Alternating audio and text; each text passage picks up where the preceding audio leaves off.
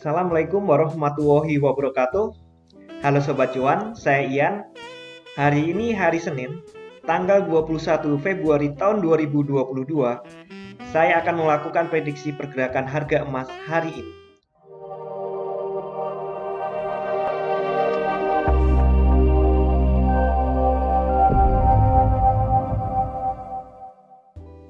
Video ini saya rekam sebelum market jalan. Kalau biasanya kan saya nunggu 4 jaman untuk lihat apa yang terjadi. Tapi hari ini saya tidak memiliki waktu untuk itu. Karena hari ini adalah hari ulang tahun dari kantor EWF Semarang. Happy birthday. Ya, semoga kantornya semakin jaya. Rezekinya banyak, lancar, berkah, manfaat.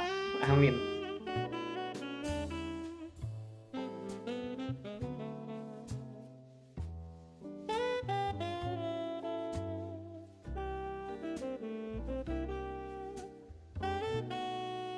Oke, lanjut ke prediksi.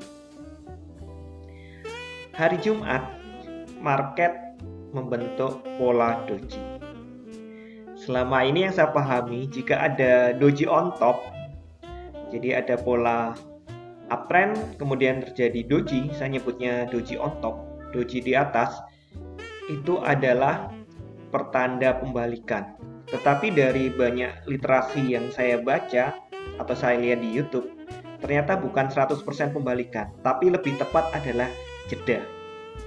Kecuali jika dojinya ini tidak di sini ya, di atas, entah itu doji atau twister top atau ya intinya di atas spinning top gitu, apalagi star, itu baru memprediksikan adanya pembalikan nantinya. Tapi kalau di sini artinya jeda.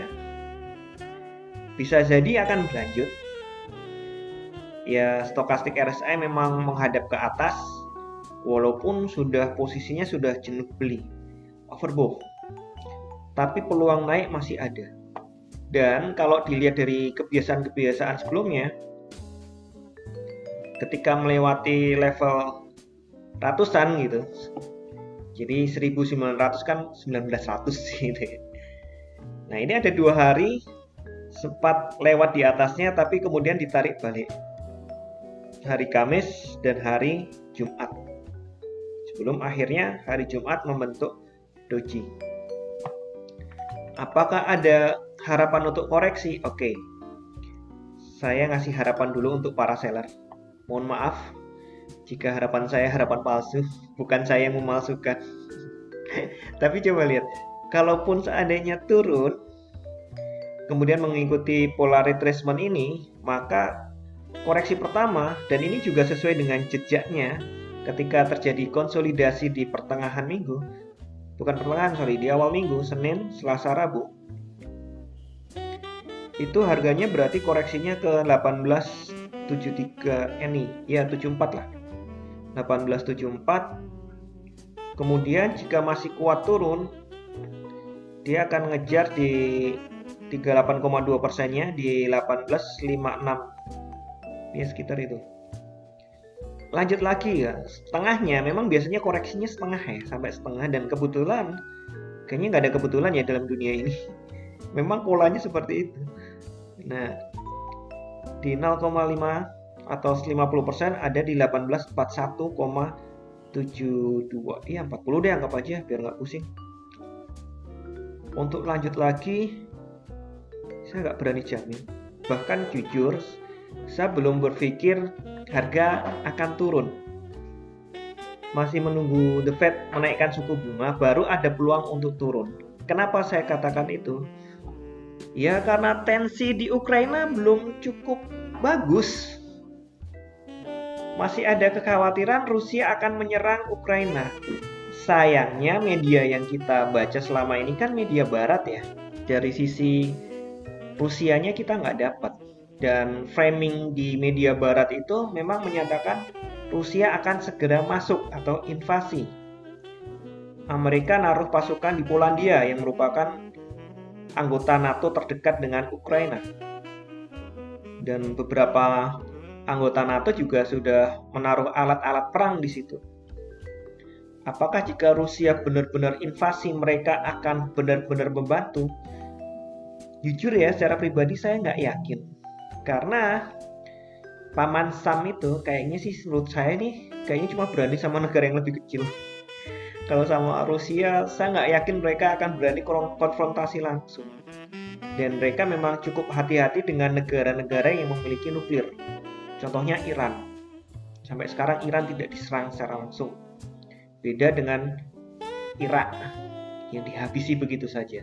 Irak dulu juga mau bikin nuklir, saya lupa tahun berapa, tapi kemudian instalasi nuklirnya dibom oleh Israel. Ya, kita nanti kalau ini ngomong sejarah terus. Nah, Rusia punya nuklir, dan nuklirnya banyak loh.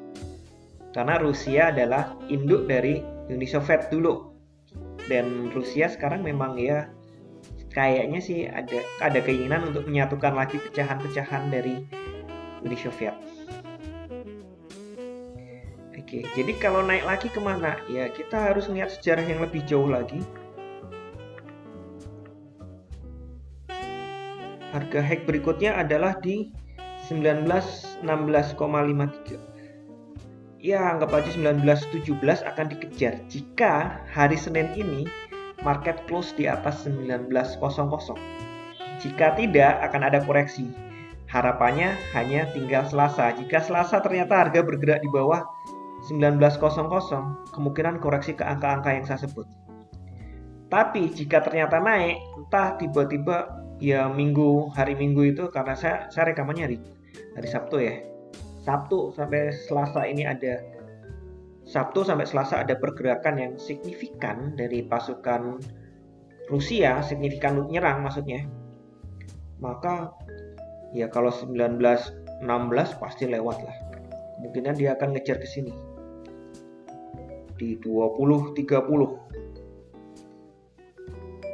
Tapi ya nggak langsung ke situ lah. Ke ini ada double top di sini, triple bahkan di 1966. Ya seminggu ke depan sih mungkin aja, tapi kalau hari Senin saya nggak yakin, terlalu tinggi untuk pergerakan emas. Karena emas kalau naik nggak tinggi-tinggi amat dalam satu hari, sebaliknya kalau turun bisa sangat dalam satu hari. Panic sell. Saran posisi pada kondisi saat ini, posisi baru sebaiknya dengan target kecil saja, karena peluang berbalik sudah ada walaupun belum cukup kuat. Untuk yang seller nggak apa-apa, tapi siap-siap overnet lagi. Untuk yang buyer saya sarankan untuk tidak overnet. Di harga berapa? Ini deh, pokoknya perhatikan aja pergerakannya, karena ada kemungkinan stuck, ada kemungkinan sideways. Ya seperti kemarin sebenarnya sideways juga sih hitungannya, cuma range-nya cukup lebar. Oke, sekian dulu informasi dari saya. Semoga bermanfaat. Semoga kita semua cuan hari ini lancar, berkah, manfaat. Amin. Wassalamualaikum warahmatullahi wabarakatuh.